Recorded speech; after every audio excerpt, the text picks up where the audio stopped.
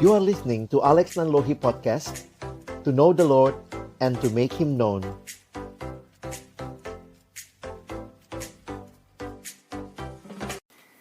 Mari teman-teman, sebelum kita membaca merenungkan firman Tuhan, kita berdoa. Bapa di dalam surga, biarlah pujian kami ini menyatakan bahwa kami sungguh ingin rindu melayani-Mu. Kami berdoa kesempatan siang hari ini ketika kami kembali akan membuka firman-Mu, kami mohon ya Tuhan, bukalah juga hati kami. Jadikanlah hati kami seperti tanah yang baik, supaya ketika benih firman Tuhan ditaburkan, itu boleh sungguh-sungguh berakar, bertumbuh, dan juga berbuah nyata di dalam kehidupan kami. Berkati baik hamba-Mu yang menyampaikan, setiap kami yang mendengar. Tuhan, tolonglah kami semua, agar kami bukan hanya menjadi pendengar-pendengar firman yang setia, tapi mampukan kami dengan kuasa pertolongan dari Roh-Mu yang kudus, kami dimampukan menjadi pelaku-pelaku firman-Mu di dalam kehidupan kami, di dalam masa muda kami. Bersabdalah ya Tuhan, kami umat-Mu sedia mendengarnya. Di dalam satu nama yang kudus, nama yang berkuasa, nama Tuhan kami Yesus Kristus, kami menyerahkan pemberitaan firman-Mu. Amin. Ya, shalom teman-teman sekalian. Bersyukur kepada Tuhan buat kesempatan untuk sharing firman Tuhan hari ini. Dan saya coba share slide yang saya siapkan dalam tema kita hari ini. Dan Kak Alex ingin kita sama-sama nanti melihat ya bagaimana firman Tuhan memberikan kepada kita wawasan ya, untuk mengerti panggilan pelayanan. Dan juga kalau kita biasa bilang, sebutkan seperti sesi kita hari ini ya, bicara bayar harga di dalam pelayanan. Nah, saya akan mulai dengan mengajak kita melihat beberapa bagian firman. Nanti kalau ada waktu, silakan nanti boleh tanya jawab begitu ya. Kalau ada pertanyaan, teman-teman boleh simpan gitu ya. Nah, kita akan lihat sama-sama di dalam Injil Markus. Injil Markus pasalnya yang ke-10. Kita akan melihat di dalam ayat yang ke-42 sampai dengan ayat yang ke-45 ya. Markus pasal 10 ayat 42 sampai 45. Kalau teman-teman punya Alkitab cetak, kalian mau lihat di situ, lihat judul yang diberikan oleh Lembaga Alkitab Indonesia. Judulnya adalah Permintaan Yakobus dan Yohanes, bukan memerintah melainkan melayani ya. Nah, saya ingin kita melihat beberapa hal siang hari ini dari bagian ini. Nah, Abang udah tulis juga ayatnya di depan, jadi kalian bisa lihat di screen sambil kita nanti akan memperhatikan ya. Tetapi Yesus memanggil mereka lalu berkata, "Kamu tahu bahwa mereka yang disebut pemerintah bangsa-bangsa memerintah rakyatnya dengan tangan besi, dan pembesar-pembesarnya menjalankan kuasanya dengan keras atas mereka. Tidaklah demikian di antara kamu. Barang siapa ingin menjadi besar di antara kamu, hendaklah ia menjadi pelayanmu. Dan barang siapa ingin menjadi yang terkemuka di antara kamu, hendaklah ia menjadi hamba untuk semuanya." Lalu ini ayat kunci, ayat yang biasanya juga kita hafal, kita kenal, sering dikhotbahkan, berkaitan dengan pelayanan. Karena anak manusia juga datang, bukan untuk dilayani, melainkan untuk melayani dan untuk memberikan nyawanya menjadi tebusan bagi banyak orang. Ya, sedemikian jauh pembacaan firman Tuhan. Berbahagialah kita yang bukan hanya membacanya, tapi merenungkannya, mengaplikasikannya dalam hidup dan bahkan membagikannya.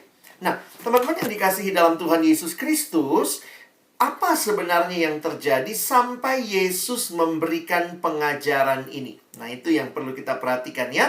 Kalau teman-teman ada Alkitab cetak, kalian lihat di Alkitabmu, di dalam ayat yang ke-35, sesuai dengan judul yang diberikan oleh Lembaga Alkitab Indonesia, bagaimana Yakobus dan Yohanes, anak-anak Zebedeus, mereka datang kepada Yesus dan meminta sesuatu kepada Yesus. Apa yang mereka minta? Kalau kalian perhatikan di ayat yang ke-35, "Guru," kata mereka, "kami harap supaya engkau kiranya mengabulkan suatu permintaan kami." Jawabnya kepada mereka, "Apa yang kamu kehendaki aku perbuat bagimu?" Lalu mereka jawab di ayat 37. Lalu kata mereka, "Perkenankanlah kami duduk dalam kemuliaan-Mu kelak, yang seorang lagi di sebelah kananmu dan yang seorang di sebelah kirimu." Nah, jadi teman-teman masih dalam konteks ini kita perlu membayangkan situasinya lagi kenapa sih? Yesus lagi berjalan bersama murid-muridnya menuju ke Yerusalem. Nah, ternyata pemikiran dari murid-muridnya, orang Yahudi yang punya pengharapan mesianis, pengharapan akan Mesias yang akan membebaskan mereka dari belenggu penjajah pada waktu itu, sehingga mereka tahu bahwa kalau Yesus menuju ke Yerusalem, Yerusalem itu pusatnya agama Yahudi, maka ketika Yesus ada di sana, Yesus sedang mau mengokohkan kerajaannya, dia mungkin akan melakukan revolusi, dan kemudian mereka tampil menjadi bangsa yang merdeka melawan penjajahan Romawi. Mungkin itu yang ada dalam benak mereka. Mereka akan bersama-sama dengan Yesus memerintah. Sehingga jangan heran, dalam perjalanan menuju Yerusalem, ketika semakin dekat menuju Yerusalem, bersaudara dua ini ya, Yakobus dan Yohanes, minta sama Yesus, minta duduk di kiri, minta duduk di kanan, ya kira-kira minta posisi begitu ya. Nah, lalu kemudian disinilah Yesus mengajarkan kepada mereka bahwa dia akan menanggung siksaan dan dia akan harus minum cawan. Dan itu yang dituliskan di ayat yang ke-39. Waktu Yesus bilang sama mereka, "Memang kamu akan meminum cawan yang harus kuminum dan akan dibaptis dengan baptisan yang harus kuterima. Tetapi," kata Yesus, "hal duduk di sebelah kananku dan di sebelah kiriku, aku tidak berhak memberikannya. Itu akan diberikan kepada orang-orang bagi siapa itu telah disediakan." Nah, itu akhir dari ayat 40. Ya, ayat 40 ya. Nah, 41, mendengar itu, ke-10 murid yang lain menjadi marah kepada Yakobus dan Yohanes. Jadi apa yang terjadi? Mereka merasa Yohanes dan Yakobus ini meminta yang tidak pantas atau belum waktunya. Pertanyaannya, apakah 10 murid yang lain lebih baik dari Yakobus dan Yohanes?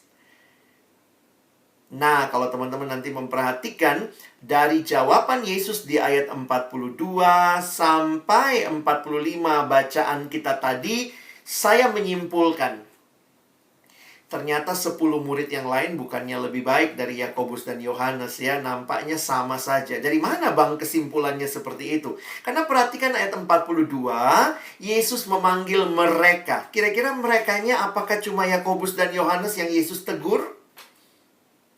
Tidak ya. Saya melihat nampaknya Yesus bahkan memanggil semua murid-muridnya termasuk 10 itu. Jadi yang 10 itu sebenarnya kalau bahasa sederhananya ngomong begini, "Yakobus, Yohanes, kok lu berdua nyolong start? Minta kedudukan duluan." Tentu juga mungkin dalam benak mereka, mereka juga mau kedudukan ketika mereka membayangkan Yesus akan menjadi raja. Tapi Yohanes dan Yakobus masih di jalan, belum sampai Yerusalem ya, sudah minta duluan. Nah, teman-teman, kenapa ini jadi penting? Karena dari konteks inilah Yesus memberikan pengajaran yang penting sekali berkaitan dengan apa artinya melayani. Atau dalam konteks ini lebih jauh lagi, apa sih artinya memimpin? Nah, teman-teman, ini yang Bang Alex ingin siang hari ini kita pelajari bersama. Apa sih yang Tuhan Yesus sampaikan melalui gambaran atau kalimat-kalimat ini ya? Coba saya kasih waktu teman-teman baca lagi ayat 42 sampai ayat 44 yang ada di screenmu. Baca baik-baik. Bayangkan Yesus lagi panggil murid-muridnya semua, lalu Yesus bilang sama mereka, "Kamu tahu bahwa mereka yang disebut pemerintah bangsa-bangsa memerintah rakyatnya dengan tangan besi, dan pembesar-pembesarnya menjalankan kuasa dengan keras atas mereka. Tidaklah demikian di antara kamu. Jadi, tidaklah demikian di antara kamu. Barang siapa ingin menjadi besar, nah perhatikan ya. Apakah Yesus dalam hal ini menolak kebesaran? Tidak. Karena kalimatnya jelas. Barang siapa ingin menjadi besar, jadi boleh nggak menjadi besar? Dalam arti menjadi terkemuka, terpandang. Boleh, ini Tuhan bilang. Tapi barang siapa ingin menjadi besar di antara kamu, cara menjadi besarnya bukan seperti yang dunia sampaikan, dunia teladankan. Tapi dia katakan, barang siapa ingin menjadi besar di antara kamu, hendaklah ia menjadi pelayanmu. Tuhan Yesus tidak menghalangi murid-muridnya untuk menjadi pemimpin, menjadi pelayan, menjadi besar. Tapi caranya bukan seperti pemerintah bangsa-bangsa yang memerintah dengan tangan besi. Dan, ayat 44, dan barang siapa ingin menjadi terkemuka, menjadi yang terkemuka, jadi boleh nggak jadi terkemuka? Boleh. Tapi caranya perhatikan, hendaklah ia menjadi hamba untuk semuanya. Dan Yesus tidak bicara ini dari omongan kosong.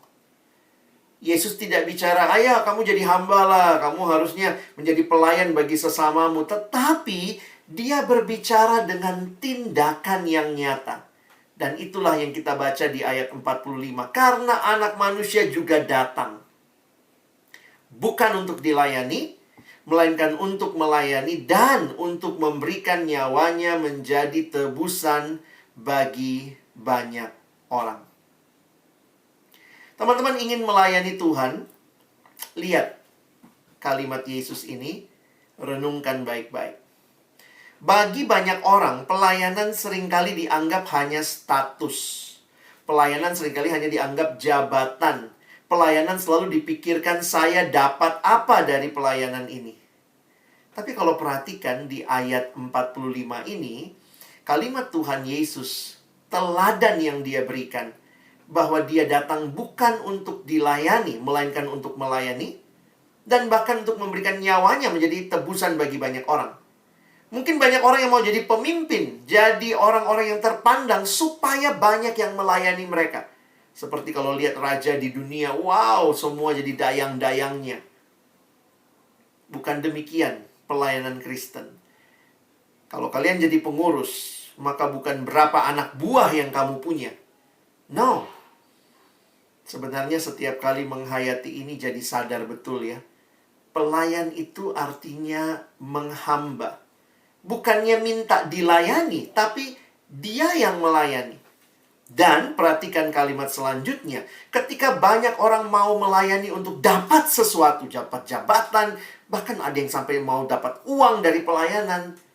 Tuhan Yesus bicara bukan tentang mendapatkan apa waktu melayani, tetapi relakah kita memberikan apa? Bahkan relakah kita memberikan nyawa kita seperti yang dia teladankan.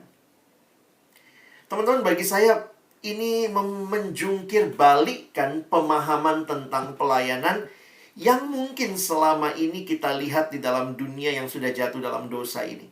Bahkan di dalam gereja pun tidak imun. Kadang-kadang ada orang mau jadi ketua majelis, mau jadi mungkin eporus, mau jadi pimpinan jemaat. Tujuannya apa? Uang. Sedih banget ya. Mau dapat sesuatu. Mau supaya dia dilayani. Mau supaya dia dapat fasilitas. Tapi pelayanan Kristen yang meniru Kristus adalah pelayanan yang bukan untuk dilayani, tapi justru untuk melayani. Dan bukan untuk mendapatkan apa yang dia mau, tapi justru pelayanan yang memberikan apa yang dia miliki menjadi berkat bagi banyak orang. Teman-teman, sampai di sini jadi memahami ya bahwa Tuhan Yesus ya, saya tuliskan begini. Banyak orang menganggap dirinya sebagai seorang pemimpin Kristen. Kalau kalian juga diklatkan akan jadi pengurus ya, jadi pemimpin dalam pelayanan di Roh Krismu. Banyak orang menganggap dirinya sebagai seorang pemimpin Kristen, baik di kantor, organisasi, rumah, atau gereja, meskipun konsep dan aksi kepemimpinan mereka sangat beda dengan konsep dan aksi kepemimpinan yang pernah diajarkan dan didemonstrasikan oleh Tuhan Yesus sendiri. Konsep Yesus yang menarik kalau kalian perhatikan, konsep Yesus tentang kuasa jelas berbeda. Nah, tapi kita mesti ingat, penting untuk kita garis bawahi bahwa Yesus sendiri tidak meniadakan kuasa ya. Jangan pikir Yesus tidak bicara kuasa. Dia bicara kuasa karena dia sendiri memiliki kuasa. Tapi perhatikan, yang Yesus lakukan adalah membongkar dan memperbaiki pengertian kuasa dan bagaimana penerapannya oleh sang pemimpin. Jadi kalau teman-teman perhatikan, ajaran Yesus tidak meniadakan kuasa, tapi kuasa yang dimiliki itu dipakai untuk apa? Jadi, ini yang perlu kita ingat ya, ajaran Yesus sama sekali tidak berfokus pada kuasa seorang pemimpin. Namun kalau kita lihat dari ayat-ayat tadi, ini berfokus kepada kerendahan hati seorang pelayan. Kenapa ini penting? Banyak kali ketika abang juga melayani pertama kali ya, saya juga melayani dari siswa ya. Memang ya awal-awalnya ya keren-kerenan lah ya. Wih, anak rokris, rajin datang, jadi pengurus, jadi ketua, jadi tim inti lah, apalah istilahnya. Seringkali tanpa kita sadari, memang motivasi ini nggak benar ya. Tapi seiring berjalannya waktu, saya bersyukur Tuhan makin membentuk. Ketika engkau juga rendah hati dibentuk Tuhan, dan salah satu konsep yang akhirnya makin saya hayati adalah konsep pelayan. Kenapa abang belum ngomong masalah bayar harga ya? Padahal itu tema kita. Saya mau kita ngomong dulu konsep pelayan. Ngerti dulu konsep pelayan, baru nanti kamu jadi ngerti sebenarnya ya. Karena saya sebenarnya jujur dalam perenungan pribadi ya, makin merasa istilah bayar harga itu kok rasanya nggak sopan. Loh, kok bisa begitu? Tunggu ya, abang coba jelaskan. Nah, saya mau mulai dulu dengan menghayati status kita nih. Kalian coba lihat, saya kasih dua pilihan. Kalau ada dua kalimat ini, yang atas pelayan yang memimpin, yang kedua pemimpin yang melayani, mana menurut kalian yang kalian rasa lebih tepat dari dua kalimat ini? Kalimat pertama atau kalimat kedua? Silakan, ini nggak ada benar salah ya, namanya kita juga sama-sama belajar ya. Silakan, kalian bisa tulis di kolom atau di live chat. Mana? Kalian lebih setuju yang pertama atau lebih setuju yang kedua? Mana menurutmu yang lebih pas? Silakan. Pelayan yang memimpin, oke. Lanjut, ada lagi nomor 1 atau nomor 2? Boleh begitu kali ya, biar lebih gampang ya. Pilihannya nomornya aja, biar nggak usah diketik panjang. 1 apa 2? Oke, 1. Oke. Rata-rata 1. Ada 2 juga. Gak apa-apa juga ya. Oke, ada yang 2 juga, ada yang 1 ya. Memang hidup itu mesti memilih ya. Sekarang di kubu pecinta drakor lagi terpecah 2 ini ya. Nam Dosan atau Han Ji Pyong ya. Jadi harus memilih yang mana.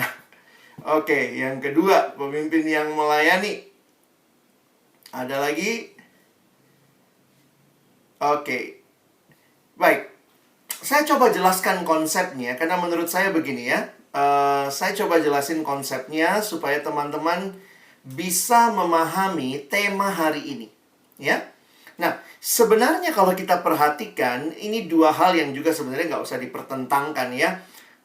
poin saya yang paling penting adalah spiritnya ketimbang masalah istilah. Walaupun istilah itu bisa menolong kita, mengingatkan kita, ya. Tapi lebih jauh lagi, bukan cuma istilah yang penting, tapi spirit apa yang ada dalam istilah itu. Nah, Abang pilih ayat ini, 1 Tesalonika pasal yang pertama, ayat 9 sampai ayat yang ke-10. Nah, teman-teman perhatikan ayat ini ya, saya tuliskan di depan. Sebab mereka sendiri bercerita tentang kami, bagaimana kamu sambut dan bagaimana kamu berbalik dari berhala-berhala kepada Allah untuk melayani Allah yang hidup dan yang benar, dan untuk menantikan kedatangan anaknya dari sorga yang telah dibangkitkannya dari antara orang mati, yaitu Yesus yang menyelamatkan kita dari murka, maaf bawahnya nggak kelihatan, itu dari murka yang akan datang. Nah, teman-teman perhatikan sebentar. Ketika Alkitab berbicara tentang pelayanan, yang menarik dari ayat ini, waktu Paulus berbicara kepada jemaat Tesalonika dalam suratnya ini, saya menyimpulkan bahwa ternyata pelayanan itu sebenarnya lebih mendasar adalah being, bukan sekedar doing. Kadang-kadang kalau kita bicara pelayanan, langsung kita pikir, oh mau jadi apa, mau di seksi apa, nanti mau jadi pengurus bagian apa. Many times we think about ministry sebagai sesuatu activity. Jadi waktu bicara pelayanan, ya kita bicara doing. Tetapi waktu perhatikan ayat ini, sebenarnya kalau kalian perhatikan dengan baik, kalau bicara yang namanya pelayanan, it's more about our being, jati diri kita. Karena bagaimana perhatikan Paulus berkata, bagaimana kamu sambut dan bagaimana kamu. Nah, ini jemaat orang Tesalonika. Kamu berbalik, nah saya garis bawahi ya, berbalik dari berhala kepada Allah. Jadi untuk, nah ini menarik ya, dari kepada untuk. Jadi siapakah orang yang melayani Allah? Orang yang telah berbalik dari berhala kepada Allah untuk melayani Allah yang hidup dan yang benar. Jadi sebenarnya sebelum engkau melakukan sesuatu, ketika engkau diselamatkan, berbalik dari berhala, sekarang datang kepada Allah, maka engkau pelayan Tuhan. Jadi sebenarnya semua orang adalah pelayan kalau kita perhatikan dari istilah yang dipakai. Ya. Jadi pelayan itu bukan karena dia punya status pengurus. Siapa pelayan Tuhan? Semua orang yang percaya pada Kristus, yang sudah berbalik dari berhala kepada Allah yang hidup, engkau adalah pelayan. Karena itu, ini satu being, satu status yang melekat kepada kita sampai kita ketemu Tuhan. Makanya teman-teman, kadang Kak Alex bilang gini ya, seumur kamu hidup, kamu mungkin mantan pengurus, tetapi kamu belum pernah mantan pelayan. Karena selama kamu hidup, kamu yang sudah diselamatkan, berbalik dari berhala, sekarang datang kepada Allah untuk melayani Allah yang hidup dan yang benar. Setiap orang Kristen adalah pelayan. Jadi status dasar kita sebenarnya adalah pelayan.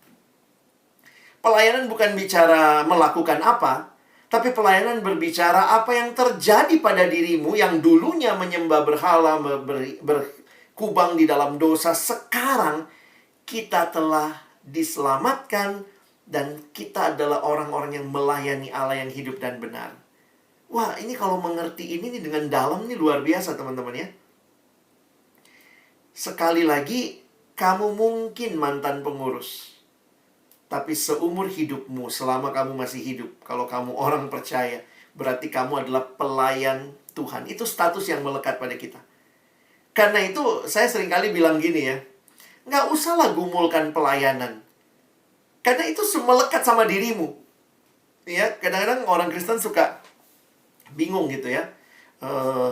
Ketika Bang Alex bilang kalimat itu tuh banyak yang tergoncang gitu. Saya bilang, nggak usah gumulkan pelayanan. Karena kamu adalah seorang pelayan. Istilahnya gini, ngapain digumulkan kalau memang itulah status dasar kita. Kadang-kadang istilah-istilah kita di rockris, di gereja gitu ya, oh bergumul pelayanan, kita nggak terlalu paham juga itu apa gitu ya. Yang digumulkan itu bukan masalah melayani atau tidak. Karena kalau dari status berarti setiap kita melayani Tuhan kan. Jadi nggak usah lagi gumulkan, saya melayani Tuhan nggak ya, saya melayani Tuhan nggak ya, kamu mau doa puasa siang malam, melayani Tuhan nggak ya. Nggak bisa, pilihannya pasti melayani Tuhan. Lalu kalau gitu yang kita gumulkan apanya, Kak? Yang digumulkan bukan melayani Tuhannya, tetapi yang digumulkan adalah melayani Tuhan di mana? Sebagai apa? Dalam kepengurusan jadi apa? Seksi acara kah? Seksi perlengkapan kah? Seksi doa kah? Jadi yang digumulkan itunya. Apakah semester depan waktu yang saya pikirkan cukup tersedia? Jadi jangan gumulkan yang sudah jelas. Nangkep maksud Kak Alex ya? Jadi waktu saya bilang jangan gumulkan pelayanan karena udah pasti harus melayani. Nggak mungkin kamu cari ayat di Alkitab. Ada nggak ayat yang bilang berhentilah melayaniku? Nggak usah melayaniku. Nggak ada ayat itu. Yang kamu gumulkan, makanya kamu pertimbangkan. Apakah itu sesuai dengan talentamu? Apakah waktu yang kamu punya cukup? Jadi jangan gumulkan yang sudah jelas. Gumulkan yang memang butuh pertimbangan. Jadi dalam bergumul itu kan kita mempertimbangkan ya. Saya bilang kayak contoh beginilah ya. Contoh ya. Kalian kontak Kak Alex, bisa nggak isi diklat? Saya kan nggak bilang, oh dek saya bergumul dulu ya. Saya minta waktu bergumul 3 minggu. Saya orang yang Tuhan panggil melayani siswa, melayani mahasiswa. Jadi kalau saya ditawari pelayanan seperti itu, maka apa yang saya lakukan? Apa yang saya gumulkan? Saya bukan gumulkan melayani nggak ya, melayani nggak ya. Saya nggak gumulkan itunya. Yang saya gumulkan apa? Waktunya pas nggak? Makanya begitu kalian kontak Alex, bisa pelayanan nggak di Diklat SMA 3? Saya nanyanya apa? Kapan waktunya? Jamnya jam berapa? Bentrok nggak sama pelayanan saya yang lain? Ataukah ada hal yang harus saya kerjakan yang lain? Jadi, yang digumulkan jelas. Makanya begitu, Bang, bisa nggak melayani? Saya pergumulannya apa? Buka agenda, tinggal lihat. Oh, bisa nggak, bisa nggak. Jadi, jangan sok rohani menggumulkan pelayanan. Apa yang digumulkan kalau udah jelas? Yang digumulkan adalah jadi pengurus sekarang apa tidak? Kalau jadi pengurus di seksi apa, di bidang apa. Kalau nggak jadi pengurus, saya lalu mau ngapain? Karena berarti begini teman-teman ya. Kalaupun kamu tidak jadi pengurus, berarti kan kamu tetap melayani. Jangan pernah melihat karena kamu jadi pengurus baru melayani. Kalau nggak jadi pengurus, ya udah nggak melayani. Seluruh hidup adalah pelayanan. Karena itu ayo melayani Tuhan. Kamu bisa jadi pendoa. Kamu bisa jadi teman yang mempublikasikan. Jadi saya harus katakan begini. Jadi pengurus itu dapat status yang luar biasa. Tapi kalaupun saya nggak jadi pengurus, tetap kita harus melayani. Kenapa? Kita adalah pelayan kok. Melayani Allah yang hidup. Jadi buat teman-teman yang mungkin ya, kakak-kakak kelas berapa nih? Kelas 12 atau mungkin sudah selesai jadi pengurus. Jangan pikir kamu selesai jadi pelayan. Kamu selesai jadi pengurus. Tapi harusnya yang menjadi pertanyaanmu, Tuhan, bagaimana saya tetap bisa melayanimu? Ya, dengan kalian misalnya nyiapin diklat ini, kalian doain adik-adik kelasmu. Jadi pelayanan itu nggak selamanya status, tapi it's more our being. Memang waktu perenungan begitu ya, kalau lihat-lihat di Alkitab ya, Yesus itu nggak pernah jadi pengurus loh. Benar nggak? Coba lihat, Yesus pernah jadi pengurus nggak ya? Ini bukan berarti Kak Alex bilang, ya udah nggak usah jadi pengurus ya, enggak ya. Cuman Kak Alex mau kasih gambarannya gini. Coba lihat mana pernah ada Yesus jadi pengurus gitu. Yang jadi pengurus itu di Alkitab tuh Farisi. Itu yang jadi pengurus di sinagoge, pengurus di rumah ibadat. Yesus nggak pernah jadi pengurus. Tapi hatinya adalah hati pelayan. Karena itu dia berjalan dari kota ke kota, dari desa ke desa, dia melayani. Sementara banyak orang yang dapat statusnya kayak Farisi. Statusnya pengurus, Farisi, pemimpin. Tapi nggak melayani. Kenapa? Karena memang dasarnya dia cuma cinta statusnya, bukan hati pelayannya. Nah, makanya betapa bersyukurnya kalian. Kalian dikasih kesempatan dapat statusnya jadi pengurus. Dan pertanyaannya, punya hati nggak yang melayani? Memang paling sedih kalau cuman punya status tanpa punya hati. Sedih banget. Tapi kalau sekarang Tuhan kasih kesempatan, ada statusnya nih ya. Kan nggak semua orang dipilih jadi pengurus kan? Nggak semua orang ya. Kalau semua orang jadi pengurus, siapa yang diurus gitu ya. Tapi ada sekelompok orang yang Tuhan minta kalian bergumul sungguh-sungguh. Mengerti bahwa yang digumulkan apa? Apakah saya melayani akan jadi pengurus? Kalau saya di pengurus bagaimana? Bagaimana saya mengatur waktu? Nah, jadi kita mempertimbangkan, menghitung segala-galanya. Seperti yang dituliskan di Lukas ayat pasal 14. Menghitung-hitung dulu harganya. Apa yang harus dikorbankan, apa yang harus dibuat. Nah, itu yang dilakukan. Jadi mungkin saya harap nggak salah ngerti ya. Jadi kalau Kak Alex bilang nggak usah gumulin pelayanan, dalam arti ya sudah pasti harus melayani. Yang digumulkan apa? Pelayanan di mana, sebagai apa, jadi apa. Selesai di sekolah, mungkin kalian harus bergumul lagi. Kalau masuk kampus, melayani di kampus nggak? Siapa tahu juga Tuhan panggil, oh kamu melayani di gereja kah? Sebagai pengurus ya. Memang kadang-kadang kita ngelihat melayani itu hanya jadi pengurus. Tapi sebenarnya seluruh hidup adalah pelayanan. Oke? Jadi nggak usah digumulkan kelamaan ya. Ada nggak yang tadi pagi bergumul? Napas nggak ya hari ini ya? Napas nggak ya? Kita nggak bergumul untuk hal-hal yang udah jelas. Ya, jadi jangan wasting time. Nah, konsep yang lain yang saya perhatikan kalau kita bicara pelayan, berhala, dari berhala kepada Allah untuk melayani Allah yang hidup dan benar, saya pikir menarik sekali di dalam Alkitab ada dua konsep besar. Ini muncul di Perjanjian Lama dan juga ditegaskan di Perjanjian Baru ya. Coba abang angkat konsep ini untuk kalian paham sebentar. Di dalam Perjanjian Lama, salah satu konsep yang cukup kuat adalah konsep penciptaan. Jadi ada pencipta, ada yang dicipta. Alkitab dari awal, karena kita manusia ciptaan Allah, kita orang percaya, kita punya Alkitab. Alkitab, khususnya kitab Kejadian, mencatat awal mula segala sesuatu. Langsung dikasih tahu dari awal. Kita bukan makhluk independen. Kita adalah ciptaan. Berarti ada yang mencipta kita. Nah, kalau misalnya ada pencipta, pencipta itu berarti dia penguasanya, dia pemilik, dia tuannya. Jadi waktu Adam dan Hawa dicipta pertama kali, maka Adam dan Hawa, manusia adalah punya siapa? Punyanya Allah. Miliknya Allah, hambanya Allah. Jadi sebenarnya, ya coba misalnya, abang, nih kalian lihat ada botol minum ya misalnya. Pertama kali saya cipta botol minum ini. Maka numpang tanya, pertama kali dicipta, botol ini punya siapa? Punya penciptanya kan? Mungkin kau bilang, tapi tunggu bang, kan bisa dijual. Tahan dulu otak dagangmu ya. Begitu sebuah benda dicipta pertama kali, maka begitu dicipta sebenarnya itu punya penciptanya. Siapa yang harusnya benda ini layani? Penciptanya. Siapa rajanya benda ini? Penciptanya. Jadi penciptanya punya kuasa atas benda ini. Nah, jadi waktu Alkitab mengatakan kita itu adalah ciptaan Allah, itu saja sudah menunjukkan kita miliknya Allah. Dan di Perjanjian Baru, kita melihat istilah kedua. Sebenarnya istilah ini juga ada di Perjanjian Lama ya. Tapi di Perjanjian Baru sangat ditekankan. Adalah istilah menebus. Berarti ada penebusan, ada yang ditebus. Ini istilah pasar, istilah perdagangan. Jadi penebusan itu berarti kalau misalnya ada sejumlah, ada benda yang terjual atau tergadai. Maka apa artinya menebus?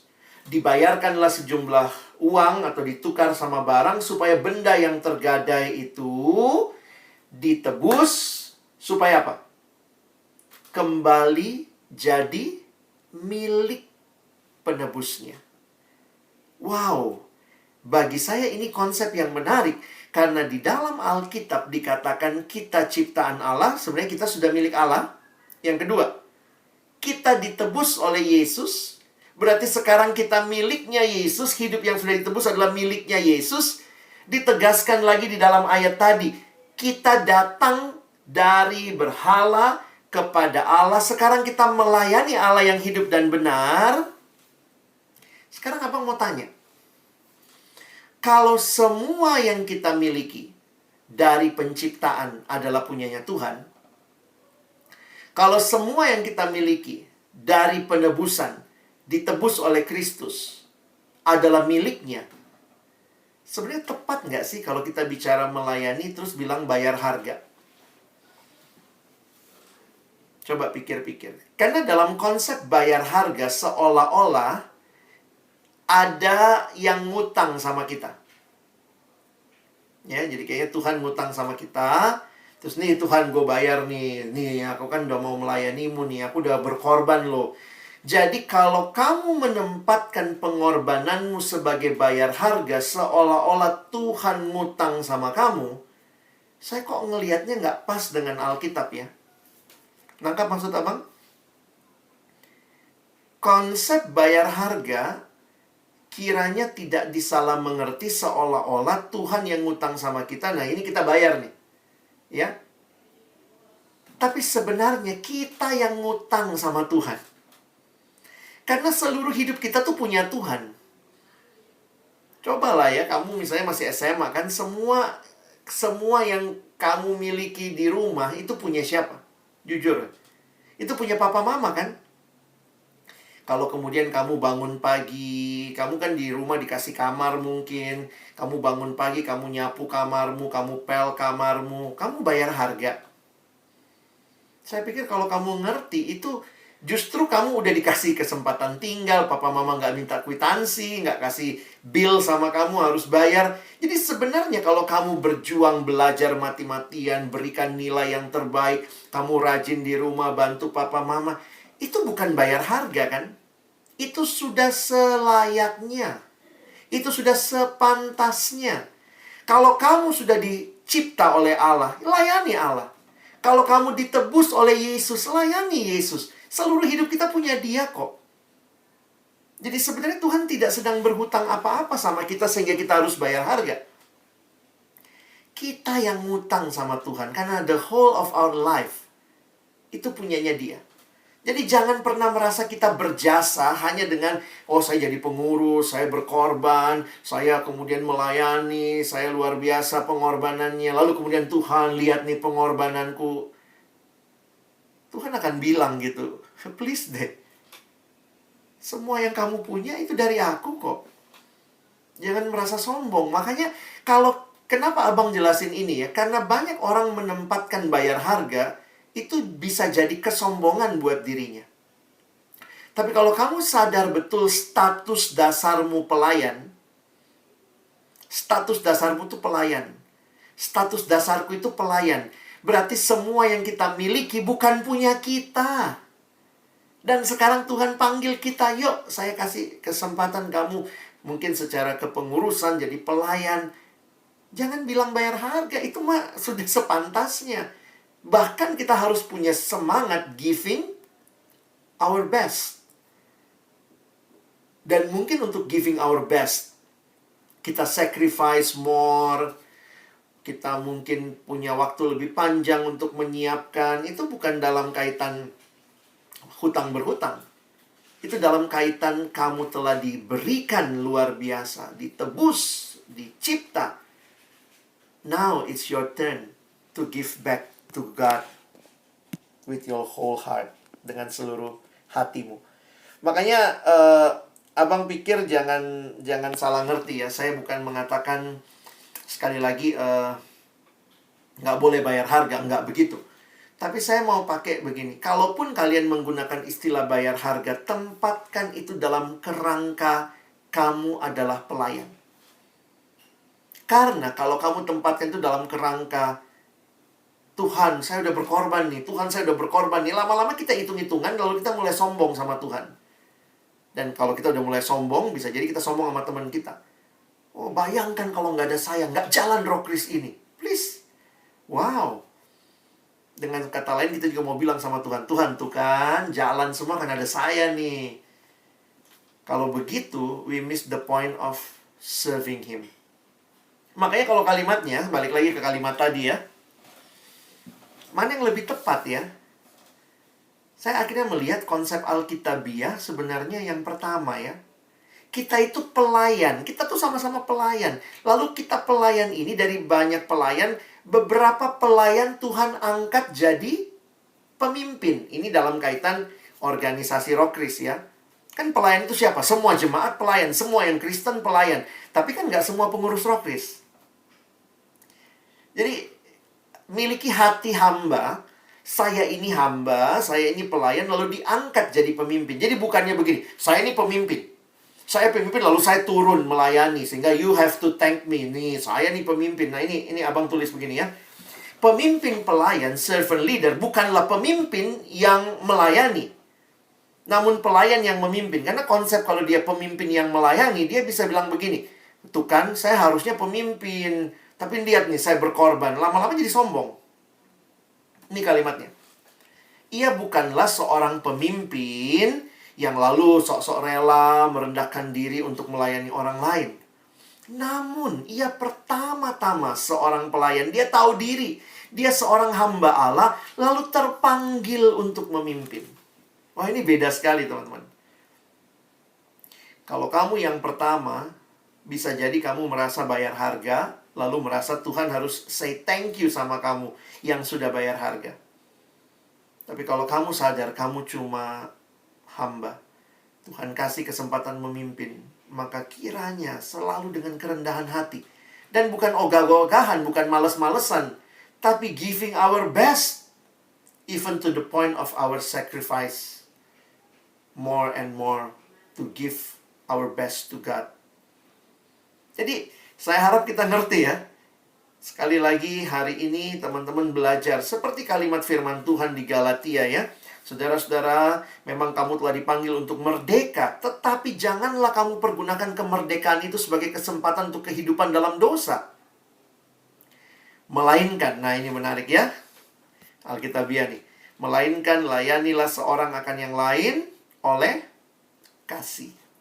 Ayo saling melayani. Nah, dari semua yang sama-sama pelayan nih ya, orang Kristen itu kan semuanya pelayan kalau lihat definisi dari 1 Tesalonika tadi. Being-nya adalah pelayan. Dari sebagian pelayan ada yang diangkat jadi pemimpin dalam organisasi. Tapi status dasarnya pelayan. Akhirnya abang sadar ya, siapakah pemimpin yang melayani? Coba. Kalau kalian lihat, siapa yang statusnya adalah pemimpin sebenarnya, lalu dia melayani? Saya pikir cuma Tuhan Yesus ya. Kita itu bukan, kita memang pelayan. Kita dicipta kok, kita ditebus kok, kita harusnya melayani Allah. Cuma Yesus itu ya, dia dari tinggi, dia pencipta loh, dia turun melayani. Bagi saya, luar biasa. Dia pemimpin yang menghambakan diri. Tapi saya dan saudara, kita cuma hamba yang dikasih privilege terhormat. Jadi pengurus di Rokris SMA 3 Depok. Mau giving our best? Maukah kita jadi pelayan yang benar-benar menghamba? Ketika kita memimpin pun kita jadi nggak sombong. Saya suka mikir gini ya. Memang dunia selalu punya konsep pemimpin itu di atas. Makanya kalau bikin struktur kepengurusan kan pemimpin itu paling atas, ketua Rokrisnya, lalu kemudian ke bawah-ke-bawahnya. Jadi kayaknya kalau dipikir-pikir tuh kayak begini. Saya ketua Rokris nih, misalnya ke Alex ketua Rokris ya, saya ketua Rokris, lalu kemudian berapa anggota saya? Anggaplah saya punya anggota 200 anak Kristen di SMA 3 Depok. Kadang-kadang kalau lihat struktur, kesannya kayak gini. Saya ketuanya, saya punya 200 anak buah. Itu cara berpikir dunia. Gimana cara berpikir Kristen? Pemimpin itu hamba. Nah mungkin ya, nggak lazim sih masa bikin struktur kepengurusan ketuanya paling bawah ya. Semua di atas, lalu ketua yang paling bawah. Sebenarnya kalau kita sadar ya, ketua Rokris, kalau kamu punya anggota 200, kamu menjadi pelayan. Kamu melayani 200 anggota. Jangan dipikir saya punya 200 anak buah, tapi itulah orang-orang yang harus saya layani. Sebagaimana Kristus datang ke dalam dunia, dia melayani. Sehingga luar biasa lihat. Pelayanan Yesus dalam Markus 10 tadi. Dia datang.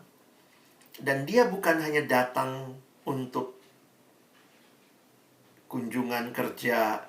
Yesus nggak ke dunia untuk studi tour, studi banding ya. Tapi lihat, apa yang dia berikan untuk melayani kita? Dia memberikan nyawanya menjadi tebusan bagi banyak orang. Yang the best yang seseorang miliki, manusia yang hidup itu yang the best yang dia miliki sebenarnya itu nyawa. Yang paling berharga itu nyawa. Dan waktu baca ayat itu saya jadi sadar ya, teladan menjadi hamba, giving the best, itu bukan bicara bayar harga. Tapi itulah yang seharusnya dilakukan oleh orang-orang yang mengalami kasih Kristus yang luar biasa. Jadi saya berharap mungkin kalau kita bicara negative side-nya kita suka pakai istilah bayar harga. Tapi Abang hari ini mengubahnya menjadi positive side untuk kalian lihat dengan lebih jelas. Kamu adalah pelayan. Saya adalah pelayan yang sedang giving our best. Kepada siapa? Kepada Tuhan kita. Kenapa kita mesti giving our best kepada Tuhan kita? Dia yang ciptakan kita. Bahkan waktu kita jatuh dalam dosa, Dia tebus kita. Bayangkan, Dia pencipta, Dia penebus. Itu kayak distempel 2 kali ya. Pertama, kamu milikku, dicipta, plek, kamu milikku. Habis itu, dosa, ditebus, kamu milikku. Sekarang adakah pilihan kita mau melayani siapa? Mau melayani dunia? Oh, nggak klop, kita harus melayani Allah. Poinnya apa? Giving our best. Even to the point of sacrifice. Yesus menyerahkan nyawanya. Jadi dulu anak-anak suka tanya sama abang gitu ya, Bang, apa sih harga yang harus kita bayar? Saya bilang sebenarnya kalau bicara bayar harga, kita mesti ingat tuh ya, Yesus itu kan memberikan nyawanya. Kadang-kadang jadi pengurus tuh Tuhan minta apa sih? Mungkin Tuhan minta waktumu ya, waktu yang biasanya mungkin kamu pakai main, biasanya kamu pakai belajar. Tuhan minta sedikit waktumu ini untuk memikirkan teman-temanmu, mungkin menyiapkan ibadah buat teman-temanmu. Karena kan Rockris ini harus ada yang ngurusin, ya nggak? Emangnya Rockris datang berjalan sendiri? Emangnya Kak Alex nih datang pimpin ibadah begini? Ya karena saya dikontak. Ada yang mengontak, Bang, bisa isi diklat nggak? Itu kan harus ada yang ngurus ya. Kalau kita mau Rockris kita berjalan, orang terus dapat berkat, ya harus ada yang mengurus. Nggak mungkin nggak ada yang ngurus. Saya kan nggak dikontak dari malaikat tadi malam. Malaikat bilang, oh Alex datanglah ke SMA 3 Depok. Tiba-tiba saya muncul hari ini. Kenapa abang datang? Oh saya dikontak malaikat. Ada jelas yang ngontak saya pengurus. Kenapa harus ada yang mengurusi Rockris ini? Nah sekarang Tuhan panggil siapa yang akan mengurusi? Yang mungkin sacrifice your time. Di saat teman-teman lagi liburan mungkin kamu bisa jadi orang yang memikirkan tema untuk teman-teman. Di saat orang mungkin lagi main game, lagi nonton drakor, kamu sacrifice your time, pikiranmu untuk memikirkan teman-temanmu, memikirkan program, mendoakan. Saya pikir ya butuh orang-orang yang rindu ya melayani dan melihat bahwa kalau saya memberikan ini, karena saya sebenarnya sudah diberi oleh Tuhan. Saya ditebus, saya dicipta, saya diselamatkan. Nah ini saya hanya memberi yang terbaik yang saya miliki. Tuhan juga nggak minta semua waktumu kan. Kamu tetap seorang pelajar, di rumah seorang anak. Tuhan minta bagian dari waktumu untuk memikirkan pelayanan. Untuk menyiapkan sebuah pelayanan. Jadi kadang-kadang kalau ada yang bilang, ya Kak, apalagi yang harus saya kasih ya? Apalagi yang saya harus kasih? Saya pikir gini deh, lihat Tuhan Yesus saja. Yang paling maksimal yang Yesus kasih adalah nyawa. Jadi dulu ada yang datang sama Kak Alex, dia komplain ya, Kak, saya capek nih pelayanan gini. Biasa gitu ya. Terus saya bilang, oh kamu capek. Ya, terus saya tanya, Yesus melayani sampai apa? Yesus melayani sampai mati, Kak. Bener-bener ya. Nah, kamu baru capek. Tuhan Yesus sampai mati. Ayo pelayanan lagi ya. Jadi lama-lama dia kesel juga datang sama saya. Kadang-kadang dia datang, Kak, gue kesel nih di pelayanan. Kok ada salah ngerti, satu seksi kok nggak klop amat gitu ya. Aduh Kak, aku nggak mau deh, males melayani gini. Terus, saya mau mundur Kak. Terus saya bilang gini, oke, kamu baru disalah mengerti. Tuhan Yesus pelayanan sampai mati. Akhirnya dia tanya sama saya, Kak, boleh nggak sih kita komplain tentang pelayanan? Gue capek, Kak, gue gini. Saya bilang, ya boleh komplain. Tapi komplainlah kalau kamu sudah memberikan seperti Tuhan Yesus. Kira-kira saya bilangnya gitu ya. Jadi kalau kamu bilang, Tuhan Yesus, saya sampai mati melayanimu Tuhan. Terus Tuhan bilang, aku juga, aku sampai mati loh, tos gitu ya. Kalau masih, Tuhan capek, ayo pelayanan lagi. Yesus sampai mati ya. Oh, aku disalah mengerti, ayo pelayanan lagi. Jadi kadang-kadang kalau lihat harga-harga yang dibayar, kalau pakai bahasa harga yang dibayar, itu tuh. Tapi nggak seberapa dengan apa yang sudah Tuhan berikan buat kita. Nah, hari ini Kak Alex ingin kita membingkai ulang ya. Pemahaman tentang aku ini pelayan. Aku dipanggil melayani ini kehormatan. Dan kalau Tuanku saja menebus aku, Dia bayar lunas harganya. Sekarang aku ingin memberikan yang terbaik baginya. Itu harga yang harus dibayar? Mungkin orang lain bilangnya harga. Tapi saya melihatnya ini bukan harga. Ini adalah pengabdian untuk apa yang Dia sudah berikan luar biasa bagi saya. Saya tutup dengan kalimat berikut ini. Teman-teman tolong ingat-ingat kalimat ini kalau kalian melayani. Satu waktu dapat kepemimpinan, dapat kepengurusan begitu ya. Di Rockris ini kalimat dari teman saya Profesor Senjaya ya. Perhatikan kalimatnya, filosofis sekali. Setelah saya jelaskan tadi, saya harap kalian bisa ngerti ya. Memimpin adalah melayani. Namun, melayani belum tentu memimpin. Ya, benar ya? Kan semua orang pelayan. Apakah semua jadi pengurus, semua jadi pemimpin? Nggak juga. Nah, jadi memimpin adalah melayani. Namun melayani belum tentu memimpin. Karena itu konsekuensi logisnya. Yang tidak mau melayani, tidak boleh dan tidak berhak memimpin. Pemimpin adalah pelayan. Namun pelayan belum tentu pemimpin. Yang tidak rela menjadi pelayan, tidak layak menjadi pemimpin. Dengar kalimat ini baik-baik. Dan sadari betul, kalau Tuhan kasih kesempatan kamu jadi pengurus, jadi pemimpin, jangan lupa miliki terus hati yang melayani. Karena yang tidak rela menjadi pelayan, sebenarnya engkau tidak layak menjadi pemimpin. Tapi kalau engkau meniru Kristus, biarlah kamu punya hati seorang pelayan.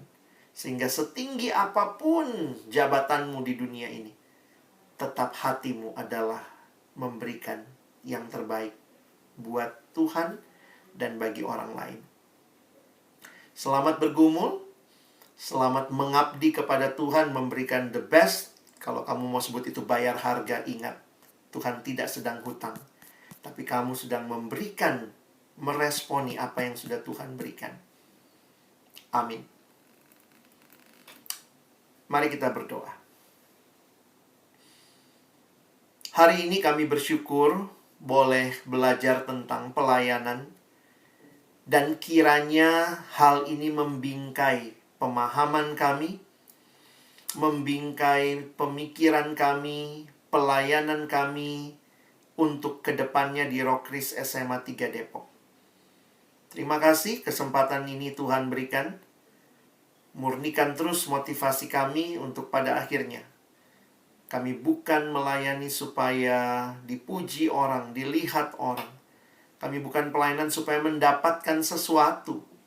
Tapi kami melayani karena ini adalah respon pengabdian kami kepada Tuhan yang sudah memberikan segalanya bagi kami. Engkau menebus kami. Dan kami juga bukan merampok pelayanan. Bukan mendapatkan apa ketika kami melayani. Tapi seperti Kristus, ketika Dia melayani, Dia memberikan segalanya. Kami pun mau memberikan segalanya. Bukan mengambil, tapi memberikan bagi kemuliaan Tuhan. Terima kasih. Tolong kami bukan cuma jadi pendengar, tapi jadi pelaku-pelaku firman. Dalam nama Yesus kami berdoa. Amin.